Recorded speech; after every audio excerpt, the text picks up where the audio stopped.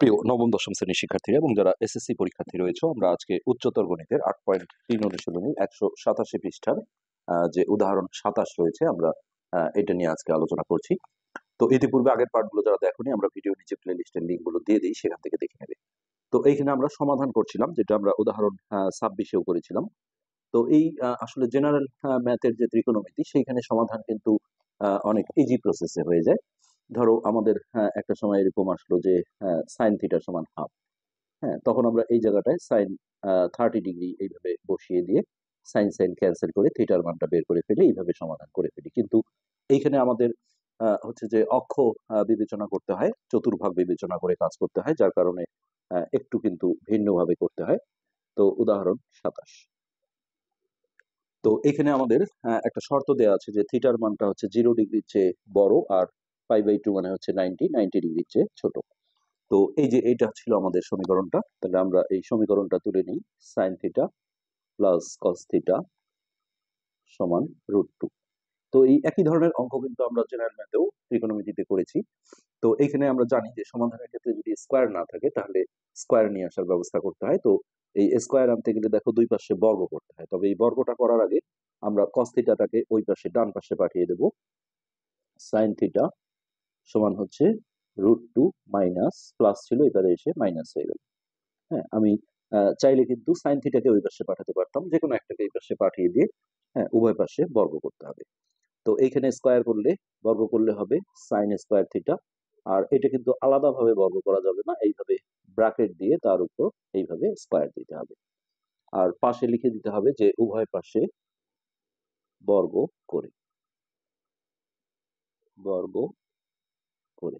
ওকে, এবার এই জায়গাটায় আমাদের দেখো অনেকে ভুল করে, যেটার উপর একটা স্কোয়ার দেয় মাইনাস এটার উপর স্কোয়ার দেয়। এটা কিন্তু না, এটা a - b হোল স্কোয়ারের বর্গের সূত্র দিয়ে আমাদের বের করতে হবে। আর এই পাশটা আমাদের সাইন স্কোয়ার থিটা থাকলো, এটা a আর এটা b, তাহলে a - b হোল স্কোয়ার। এখান থেকে আমরা যেটা করব যে square minus 2ab plus b square. Okay, এবার এই জায়গাটা আমাদের স্কোয়ার আর রুট ক্যান্সেল হয়ে গেলে এখানে 2 থাকবে। তাহলে সাইন স্কোয়ার থিটা সমান হচ্ছে 2 মাইনাস, এখানে আমরা ডট গুলো ছেড়ে দিলে এটাকে আমরা লিখতে পারি 2√2 কস থিটা প্লাস হচ্ছে কস স্কোয়ার থিটা। এবার আমরা দেখো সবগুলো এক পাশে অর্থাৎ বাম পাশে নিয়ে আসবো। তো এই সাইন স্কোয়ার থিটা ছিলই, এর সাথে এটা প্লাস ছিল, মাইনাস হয়ে গেল। এটা মাইনাসটা এই পাশে এসে প্লাস হয়ে যাবে 2√2 কস থিটা, আর এই প্লাসটা এই পাশে এসে মাইনাস হয়ে গেল। আর এই পাশটা কিছু না থাকলে এটা 0 লিখতে হবে। আচ্ছা, এবার দেখো এইখানে সাইন স্কোয়ার আছে, কস স্কোয়ার আছে, আর কস থিটা আছে। তো এগুলোর মধ্যে আসলে কোনটা পরিবর্তন করব, এটা ডিপেন্ড করে হচ্ছে এই যে জিনিসটার উপর স্কোয়ার থাকে না, এই জিনিসটাই মাঠে নিয়ে আসতে হবে। তো সেক্ষেত্রে আমরা দেখছি যে কসের উপর স্কোয়ার নেই, তাহলে আমরা দেখো এই সাইন স্কোয়ার থিটাটাকে কস স্কোয়ারে নিয়ে আসবো। এই কস স্কোয়ারটাকে কিন্তু ঠিক রাখবো। তো আমরা যে সূত্রটা শিখেছিলাম যে sine square theta plus cos square theta সমান 1, এই সূত্রের মাধ্যমে আমরা দেখো সাইন স্কোয়ার থিটা সমান লিখতে পারি 1 মাইনাস কস স্কোয়ার থিটা। এইভাবে আমরা সাইন স্কোয়ার থিটাটাকে পরিবর্তন করে 1 মাইনাস কস স্কোয়ার থিটা লিখলাম, আর এইদিকে যা যা ছিল এগুলো আমরা আপাতত ঠিক রাখলাম। √2 cos theta minus cos square theta সমান 0। এবার দেখো এই দুটো যোগ হবে, যেহেতু একই চিহ্ন সেক্ষেত্রে ওই মাইনাস চিহ্নটাই দিতে হবে আর যোগ করতে হবে। এটাকে আমরা সামনে নেব 2 কস স্কোয়ার থিটা, এরপর লিখবো এটা প্লাস 2√2 কস থিটা, আর এইটা বিয়োগ করে হবে -1। এবার আমরা দেখো এখানে একটা মাইনাস কমন নেব, সামনে মাইনাস রেখে আসলে অঙ্ক করার সমস্যা। তো মাইনাসটা কমন নিলে এগুলো সবগুলো চিহ্ন চেঞ্জ হয়ে যাবে, এটা মাইনাস ছিল প্লাস হয়ে গেল, এইটা প্লাস ছিল মাইনাস হয়ে গেল 2√2 কস থিটা, আর এই মাইনাসটা প্লাস হয়ে গেল। এবার দেখো এখানে আসলে মাইনাস থাকা মানে সাথে একটা অদৃশ্য 1 আছে, -1। তো এই -1টা যেহেতু গুণ সম্পর্ক আছে, অনেকে যেমন এটা +1 করে দেয় পাশে, এটা হবে না। এটার সাথে যেহেতু গুণন আছে, ওই পারে গেলে ভাগ হবে, অর্থাৎ 0/-1, তো সেটা কিন্তু আসলে 0ই হয়ে যাবে। যার কারণে এখানে আমরা শুধুমাত্র মাইনাসটা ছেড়ে দিলেই আমাদের কাজ হয়ে যাবে। 2√2 cos থিটা প্লাস 1 সমান 0, মানে 0/- অথবা -1, এটা 0 হয়ে যাবে। এবার এই জায়গাটা আমরা হচ্ছে উৎপাদকে বিশ্লেষণ করব। আমরা এটা মিডিল টার্মও করতে পারি, অথবা square minus two AB plus B square, এই বর্গের সূত্রের একটা প্যাটার্ন যদি তৈরি করতে পারি তবুও হবে। তো এইখানে আমি দেখো √2 কস থিটা লিখে ব্র্যাকেট দিয়ে যদি স্কোয়ার দিই, তাহলে এখানে এটার স্কোয়ার পেলে স্কোয়ার রুট কাটা গেলে 2 হবে, আর এটা স্কোয়ার পাবে, অর্থাৎ এটার বদলে এটা লেখা যায়। আর এই কোণাটা দেখো আমি 1 এর উপর একটা স্কোয়ার দিলে, হ্যাঁ, 1টা কিন্তু 1ই থাকবে। আর মাঝখানে আমি -2, এটা হচ্ছে আমার a √2 cos থিটা, আর b মানে হচ্ছে 1। তার মানে এই লাইনটা আর এই লাইনটার মধ্যে দেখো কোনো তফাৎ নাই, জাস্ট আকৃতিগত একটা পরিবর্তন আসছে। তো এই যে এটা a square -2ab plus B square, এখান থেকে আমি লিখবো দেখো a - b হোল স্কোয়ার সমান 0। এবার স্কোয়ারটাকে ওই পাশে আমরা রুট ওভার করে দেবো। হ্যাঁ, তাহলে √2 cos থিটা -1 সমান হচ্ছে √0।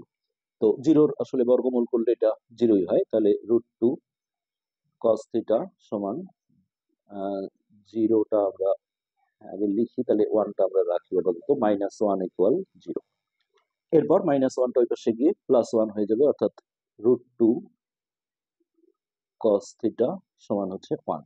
এবার দেখো √2টা গুণন আছে, ওপারে গেলে কি ভাগ হয়ে যাবে। সো এখানে আমরা লিখতে পারি cos থিটা সমান 1/√2। তো আমরা জানি যে cos 45 ডিগ্রির মান হচ্ছে 1/√2। হ্যাঁ, তো জেনারেল ম্যাথ হলে আমরা সরাসরি এখানে cos 45 লিখে cos cos ক্যান্সেল করলে থিটার মান 45 পেয়ে যেতাম। তো হায়ার ম্যাথে যেহেতু চতুর্ভাগের কিছু বিষয় থাকে, আমাদের সেগুলো বিবেচনা করতে হবে, আমরা সেটাও দেখাবো। আর এখানে আমরা আসলে ডিগ্রি না দিয়ে পাই ইউজ করব, তাহলে 45 ডিগ্রিটাকে আমরা লিখি হচ্ছে π/4। তো আমরা এই জায়গায় যেটা করব যে cos থিটা সমান এখানে লিখবো cos π/4। এবার দেখো দুই পাশ থেকে cosটা যদি আমরা ক্যান্সেল করি, তাহলে থিটার মান আসছে আমাদের π/4। তো এটা কিন্তু অ্যান্সার, এটা আমরা দেখবো এইখানে আমাদের যে শর্ত দেওয়া ছিল যে থিটার মান 0 ডিগ্রির চেয়ে বড় আর π/2 মানে 90 এর চেয়ে ছোট। তো এটা যেহেতু 45 ডিগ্রি, তাহলে সেই শর্ত ফিল আপ করেছে। তো এখানে আমাদের আরো কিছু দেখতে হবে যে cos থিটার মান আমরা দেখলাম যে ধনাত্মক বা প্লাস। এখন কোন কোন চতুর্ভাগে দেখো cos থিটাটা প্লাস হয়। আমরা জানি প্রথম চতুর্ভাগে সবাই প্লাস থাকে, 6টা ত্রিকোণমিতিক অনুপাতই প্লাস হয়। আর দ্বিতীয় চতুর্ভাগ যেটা, এটা হচ্ছে সাইন আর কোসেক, এই দুটো প্লাস হয়, বাকি সবাই মাইনাস হয়। তৃতীয় চতুর্ভাগে ট্যান আর কট প্লাস থাকে ধনাত্মক, আর বাকি সবাই মাইনাস। আর চতুর্থ চতুর্ভাগে হচ্ছে কস আর সেক ধনাত্মক বা প্লাস থাকে, বাকি সবাই কিন্তু ঋণাত্মক হবে। তো আমাদের এখানে cos থিটার মান যেহেতু আমরা এখানে দেখছি যে ধনাত্মক অর্থাৎ প্লাস আসছে 1/√2, তাহলে এখন আমাদের দেখতে হবে যে cos আসলে কোন কোন চতুর্ভাগে ধনাত্মক বা প্লাস থাকে। তো সেটা আমরা যদি খুঁজে দেখি, তাহলে দেখো প্রথম চতুর্ভাগে cos প্লাস থাকে, এখানে আসলে সবাই প্লাস হয়। আর একটা জায়গা আছে cos এর হচ্ছে যে এই যে এই চতুর্ভাগ, চতুর্থ চতুর্ভাগে প্লাস হয়। তো এখানে আমরা যদি ভাবি, এটা কিন্তু আসলে প্রথম চতুর্ভাগে আছে, কেননা এটা যেহেতু 45 ডিগ্রি কোণ, +45 ডিগ্রি কোণ, তাহলে এটা আমরা জানি এতদূর পর্যন্ত 90 থাকে, তাহলে 45 ডিগ্রি এই চতুর্ভাগে আছে। কিন্তু cos যেহেতু চতুর্থ চতুর্ভাগেও প্লাস আছে, আমাদের সেটা একটু গেস করে দেখতে হবে। তো এখন আমরা লিখবো চতুর্থ চতুর্ভাগের ক্ষেত্রে। বইয়ে মনে হয় এটা দেখাই নেই, যাই হোক আমরা পরে জিনিসটা ক্লিয়ার করবো আরো। তো এই চতুর্থ চতুর্ভাগের ক্ষেত্রে দেখো কসকে যদি আমরা এই চতুর্থ চতুর্ভাগে আনতে চাই, তাহলে এই যে 190, 290, 390, মানে 390 প্লাস করলে হয়, কিন্তু যখনই আমি 3 × 90 করবো, এন এর মান n × 90, এই যে এই ফরম্যাটটা যেটা আমরা আগে দেখিয়েছি, n × 90 বা π/2 প্লাস বা মাইনাস থিটা, এটা করলে n এর মান যদি বিজোড় হয় তাহলে কিন্তু পরিবর্তন হয়ে যাবে। কিন্তু আমরা এইখানে যে আমাদের কস আছে, এই পাশেও কিন্তু আমাদের কস রাখতে হবে। আমি বিজোড় আনলে কিন্তু কস পরিবর্তন হয়ে আমরা জানি যে সাইন হয়ে যায়। যার কারণে আমরা এমন ভাবে এটা করব যেন এন এর মানটা বিজোড় না হয়ে জোড় হয়।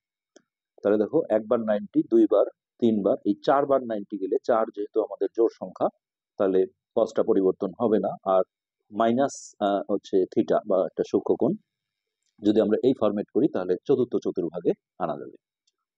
তো আমরা সেইভাবে যদি করি, দেখো এখানে আমাদের ছিল cos থিটা, আমরা এই যে এই লাইনটা নিয়ে কাজ করব। cos থিটা সমান হচ্ছে cos π/4। তো একে আমরা চতুর্থ চতুর্ভাগে নিতে গেলে যেটা করব, বা cos থিটা সমান cos, এখানে আমরা লিখবো দেখো 4 ইন্টু 90, 90 মানে হচ্ছে কত, π/2। হ্যাঁ, দেখো এই যে আবারও আসি, একবার, দুইবার, তিনবার, চারবার, 490 মাইনাস থিটা করলে এই ঘরে আমরা পাবো, অর্থাৎ মাইনাস এই π/4। তো এখন আমরা দেখি যে আসলে এইটার ভ্যালু যদি দেখি আমরা এইটা আসছে, তাহলে কিন্তু আমাদের ঠিক আছে। তো n গুণন 90 মাইনাস থিটা, তো এখানে n এর মান জোর, তাহলে কসই থাকবে। আর এটা আমরা দেখলাম যে এটা চতুর্থ চতুর্ভাগে আসে, 4 বার 90 অতিক্রম করে এই যে 1 2 3 4 আবার মাইনাস ব্যাক করে আসলে চতুর্থ চতুর্ভাগেই থাকে। তার মানে এটা সমান কিন্তু আমরা এইটা লিখতে পারি। তো এখন আমাদের যে কাজটা করতে হবে এখানে, আমরা কিন্তু ব্যাক করে ওটাতে যাব না, আসলে এটা থেকে এটা লেখা যায় কিনা সেটা দেখব। তো cos থিটা সমান, এই জায়গায় আমরা এটা কাটাকাটি করলে 2, অর্থাৎ 2π। তাহলে আমরা কি লিখবো, cos 2π মাইনাস π/4। তো এটা আমরা এখন লসাগু করে বিয়োগ করব। সো এটা হচ্ছে cos, এর নিচে একটা 1 ধরলে লসাগু হচ্ছে 4, 1 দিয়ে একে ভাগ করলে 4 বার যায়, 4 দিয়ে এটাকে গুণ করলে 4 দুগুণে 8π, মাইনাস 4 দিয়ে 4 কে ভাগ করলে 1, 1 দিয়ে এটাকে গুণ করলে হচ্ছে π। ওকে, আর বাম পাশে আমাদের ছিল cos থিটা। আচ্ছা, নেক্সট লাইনে cos থিটা, তাহলে এটা বিয়োগ করে হচ্ছে 7π, তাহলে cos 7π/4। এখন এই জায়গায় আমরা রাফলি দেখো হচ্ছে পায়ের জায়গায় 180 ডিগ্রি বসিয়ে একটা ক্যালকুলেশন করব। তো এটা ভাগ দিলে হচ্ছে 45, এখন 7 আর 45 গুণ করে দাও, তাহলে এটা ডিগ্রিতে পাবো। 5 7 35 5 হাতে 3, 4 7 28 29 30 31, দেখো 315 ডিগ্রি আসছে। অথচ আমাদের অঙ্কটায় যে শর্ত ছিল সেটা হচ্ছে থিটার মানটা 0-র চেয়ে বড়, 90-র চেয়ে ছোট হতে হবে। তো এইখানে আমরা এটা বলবো যে থিটা সমান কত, cos cos ক্যান্সেল করলাম, 7π/4। এখানে আমরা বলে দেব যে এটি গ্রহণযোগ্য নয়। হ্যাঁ, কারণ কি, ওই যে উপরে যে শর্তটা ছিল আমরা সেটা নিয়ে আসবো, যে 0, এই থিটার মানটা 0-র চেয়ে বড়, আর π/2 বা 90-র চেয়ে ছোট। কিন্তু এটা দেখো 315 ডিগ্রি চলে আসছে, তাহলে আমাদের অ্যান্সার আমরা বুঝলাম যে থিটা সমান π/4। এটাই হচ্ছে আমাদের নির্ণেয় সমাধান। এইভাবে আসলে চেক করে দেখতে হয় যে এই cos sin যেটাই হোক তার মান ধনাত্মক না ঋণাত্মক, সেই অনুযায়ী আসলে কোন চতুর্ভাগে যাবে সেইভাবে চেক করতে হবে। তো আজকের পাঠ আমরা এখানে শেষ করছি, ধন্যবাদ।